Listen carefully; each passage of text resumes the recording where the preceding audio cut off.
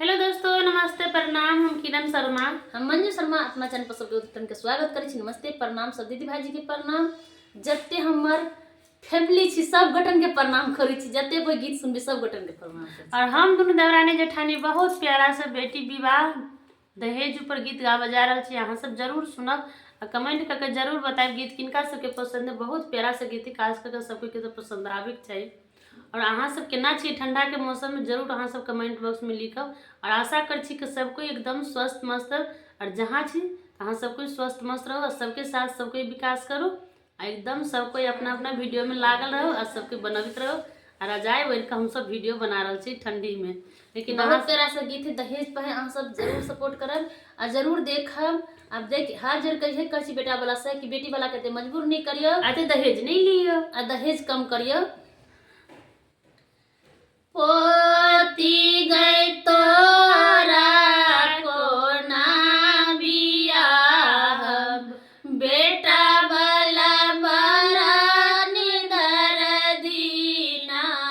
बेटी गए तोरा को ना बियाहब, बेटा वाला बड़ा निदर दीना।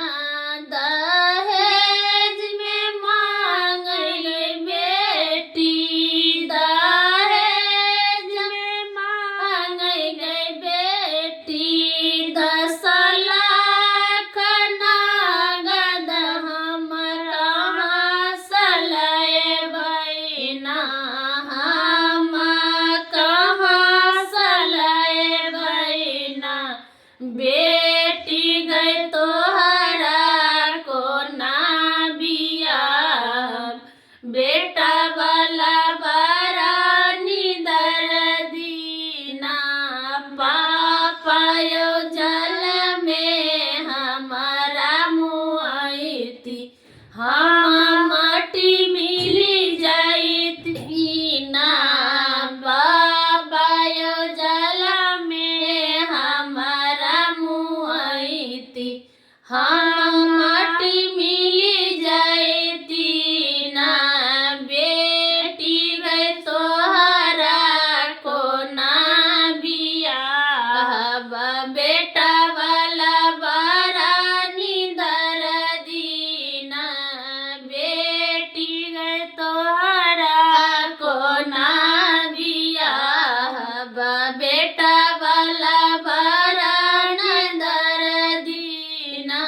दहेजा में मांग गई बेटी, दहेजा में मांग गई बेटी। थारी भर सोनमा हम कहाँ सलैबै ना।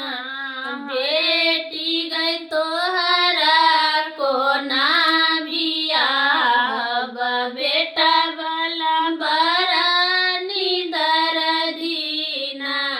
बेटी गई तोहरा को ना बियाहब, बेटा वाला बड़ा निदर दीना। पापायो जल में हमारा मुआईती, हम माटी मिली जाईती ना। पापायो जल में हमारा मुआईती, हम